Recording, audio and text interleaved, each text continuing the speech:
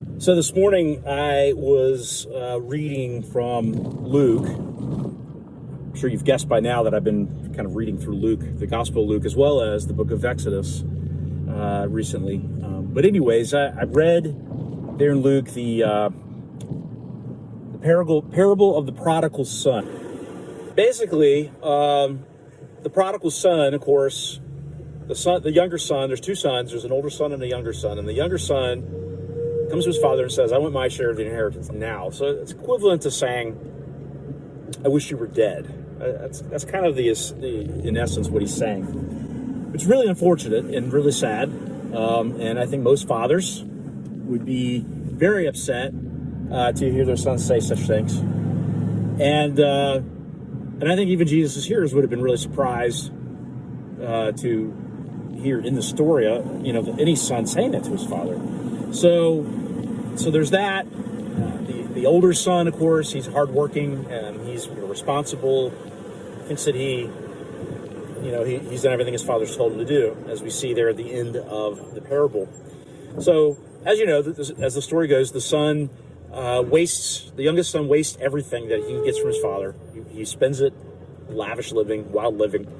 And then when all the money's gone and all the friends have disappeared, he basically says, "Okay, well, I'm going to go back to my father and I'm going to kind of beg for a position. I'm going to at least go back to him and say, Father, I'm unworthy because you're son, so let me be one of your servants."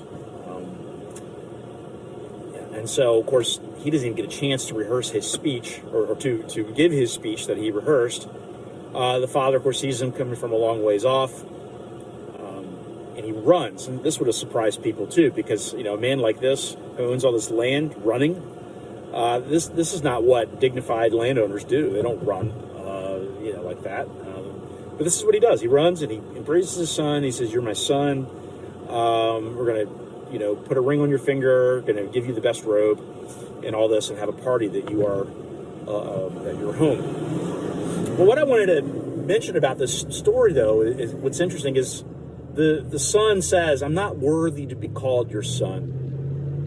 And, we might kind of think that somehow that the response of the father is, no, you are worthy to be called my son. And that's why he receives him back as he does. But the truth is, he wasn't worthy to be called his son. This was absolutely true. But the reason why he receives him back is because whether or not he's worthy is really kind of irrelevant. The fact of the matter is that he is his son, and this is why he receives him back. It's because of whose he is. And really, then the other side of it too, with the older son, the older son is angry because there's this party. The father's welcomed him back, when he should have told him to get lost because he's a moron and so forth. And the older son's like, "I have done all of these things right. I've served you. I've been faithful, and you've never thrown a party for me for all of my hard work and devotion to you." And so he thinks he's worthy to be his son. The same is true of him. Even he's not worthy to be the man's son. And so, but the issue is what the father says in response to the older son, and I'm going to try to explain this without getting in an accident, is that all that I have is yours, son. Everything that I own is yours. It's all going to be yours. And why? Not because he's worthy of it. Not because he works so hard, but because he's his son, and for no other reason. You're my son, and these things are yours. And so I just got to thinking about it. I think it's very easy for us to think that,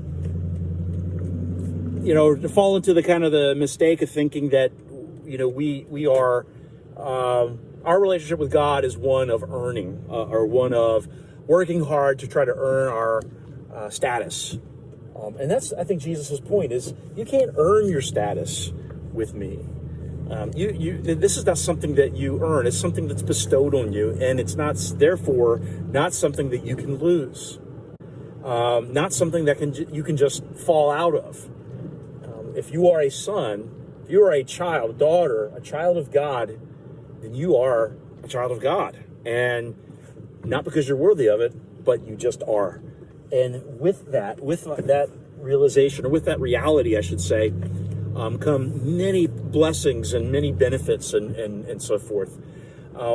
So I'd offer that as a word of encouragement to you today, that if you are a child of God by faith in Jesus Christ, and the spirit of sonship is in your heart, then everything that the Father has is yours. He's been pleased to give you the kingdom, and everything is yours, not because you've earned it, not because you deserve it, not because you're worthy of it, but because of who you are. You're His child. So relish that truth, and let that truth just wash over you and encourage you and bless you in these times. Just remember whose you are, to whom you belong. God bless.